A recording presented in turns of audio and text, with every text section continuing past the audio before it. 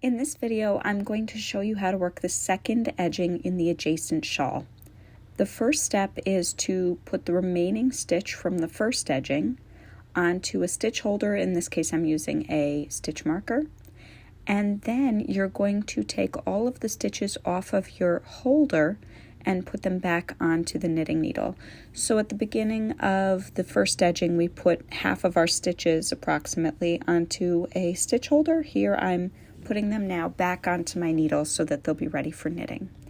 I'm using the knitting barber cord here as my stitch holder, but you can use whatever you're comfortable with. So I'm going to slide all those stitches onto my knitting needle because I'm now ready to knit with them.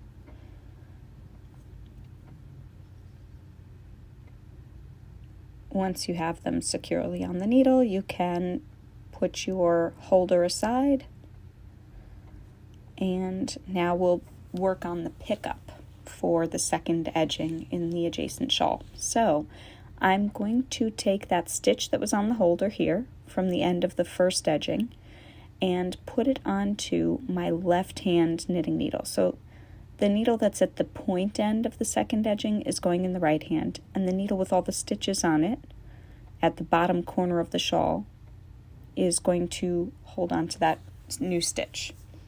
So with my third color, I'm going to knit into the first stitch, and then I'm going to pick up and knit one stitch for every ridge, every garter ridge along the side of that first edging. So I insert my knitting needle in, I wrap my yarn around like I'm knitting, and I pull through a new stitch in color C. So I'm going just to the left of every garter ridge, wrapping the yarn and pulling a new stitch through. So I insert my needle into the left edge of the little mountain, so to speak, the little garter ridge, wrap a new stitch onto my needle and pull it through to the right side.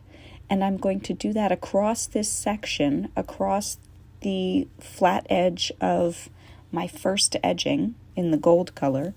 And as I do that, I'm picking up one stitch for every ridge in my color C, as so. And I'm going to keep doing that across until I get to the point where my held stitches are. So I'm going to speed things up here.